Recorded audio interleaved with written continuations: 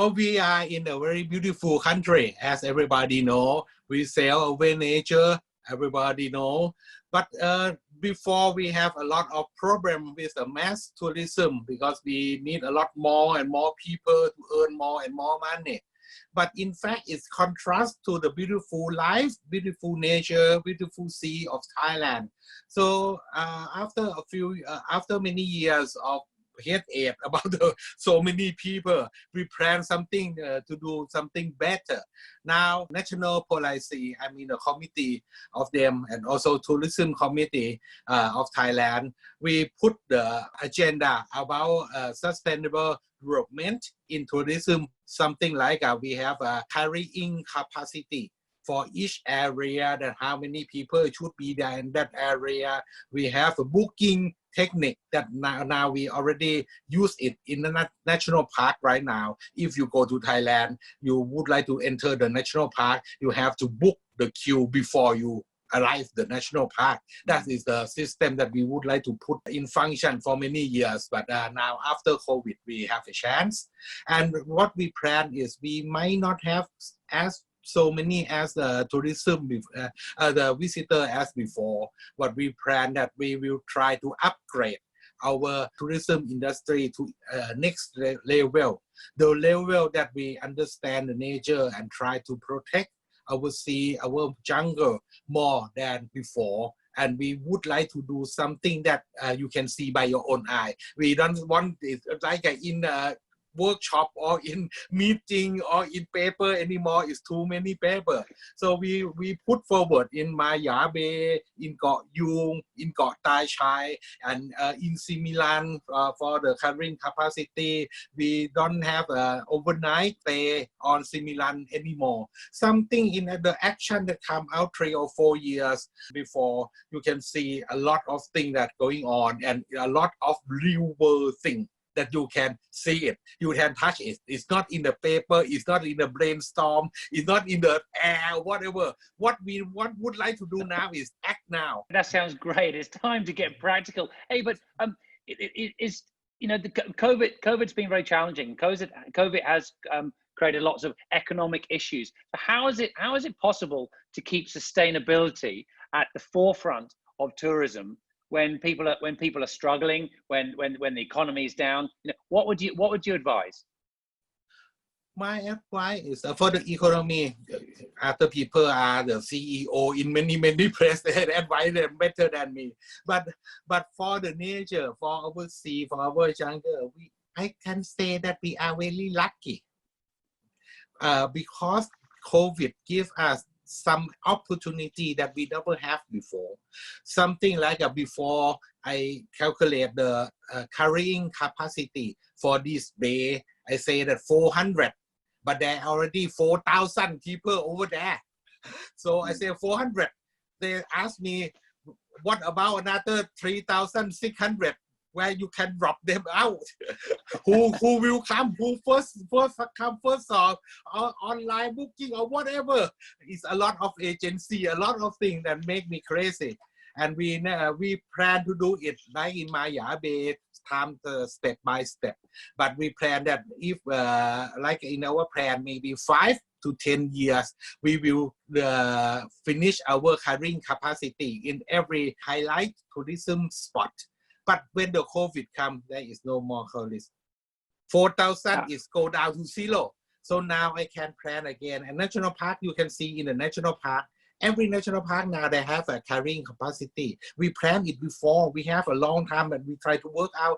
But when COVID come in, there is like a set 0. They come to ground 0 ground. And I say 400 now, like a PP Bay, PP Islands. Now the carrying capacity that I put in is 1,500 person per day at PP Island National Park. I check in the booking on the application for booking, only around 100 people book in. So you see, it's the first time in my, as I remember, it's the first time that I work carrying capacity from marine scientists and for the management of nature management or whatever is above the real world. Before that, it looked like that, but now it's come like that. And I know that the main tourism in the marine area, in the island that we're talking about today, most of them are the overseas visitors. And we cannot open to the world right now. We can use like a Thai visit Thai, something like that.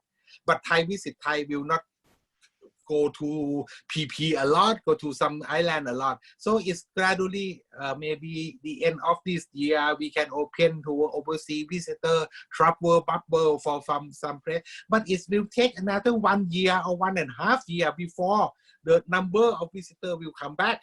But now we have CC already. So when it come back, it will attack the CC and we can arrange. So it's the first time that we can decide the CC, we can arrange everything and we can share each other. Okay, you come first, you book on that bay 3 boat already. So you go another bay for 4 boat, okay, something like that. And it will actually not come, it will not be a mass tourism. Right. So it's actually a great opportunity to take a step back and to manage how we're going to do this much better. Tell me about just quickly about Maya Bay. I know that I have 8 minutes. Should we open my? It's okay. 8 minutes.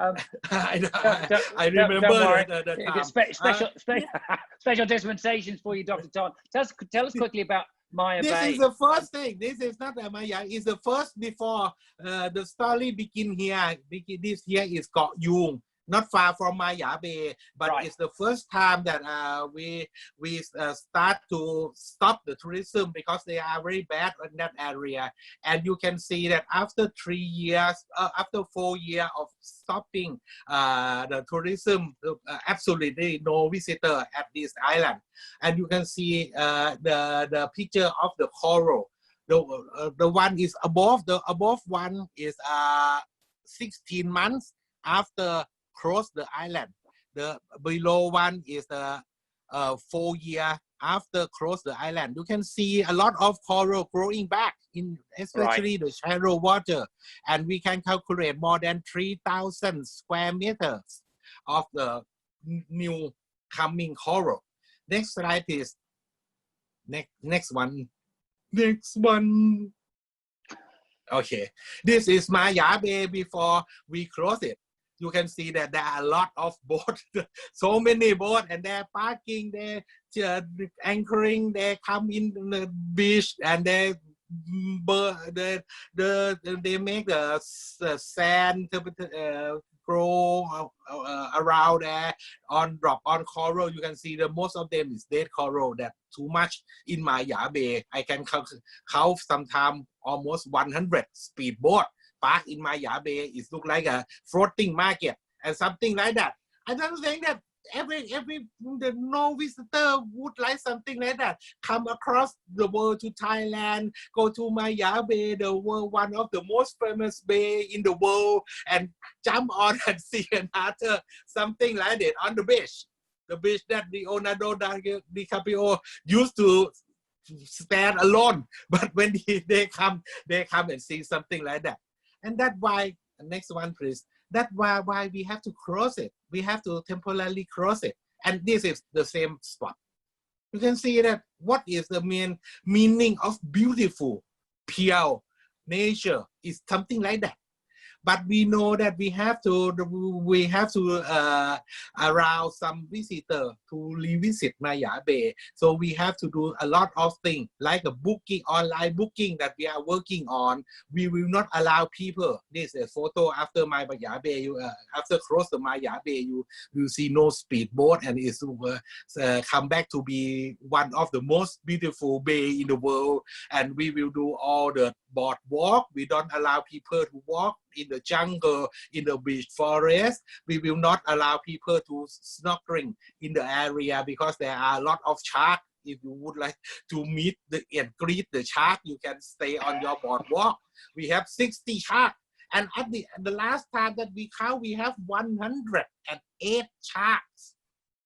3 of them are mother shark, give birth in the bay. And you can see how shallow of these sharks coming in. So this is what is the evidence that why we have to stop in some area for nature to strike back. We have to allow the chance for the shark to come in, not the boat. But we know that is we cannot do every place everywhere, because tourism sustainability is maximize the profit, minimize the impact. It's not only maximize to protect only. So we try to do this one by one. Someone is very important spot like a Maya Bay for shark feeding ground and nursery ground. So we have to protect and don't allow boat to come in. But some area you can go in, some place you can walk in the back on the boardwalk and see a lot of shark swimming only 20 meters from your feet, but you not have to be in the water. Okay, Dr. Thon, I'm gonna just pause you for just a moment. We've got 1 minute left, so a very quick question for you. Two very quick questions for you. I mean, in short answers. One of them is, when should Maya Bay reopen? Now construction is going on. It will be finished in maybe 6 to 8 months, as we plan. So in the middle of 2021, sometime like that. And is it possible through management to create the right balance between mass tourism and sustainability? Boat will not come in Maya Bay anymore. They have to go to the pier at the behind. Everyone have to walk on the boardwalk only. Cannot walk everywhere they want. And we will limit the number of visitors to 300 per 1.5 hours. And you have to book. You have to book beforehand before you arrive. You cannot only show there and come in no more. Thank you, Dr. Thon. Inspirational stuff. Really appreciate it. Thanks so much for being with us. Please hang on. There's been an avalanche of questions for you.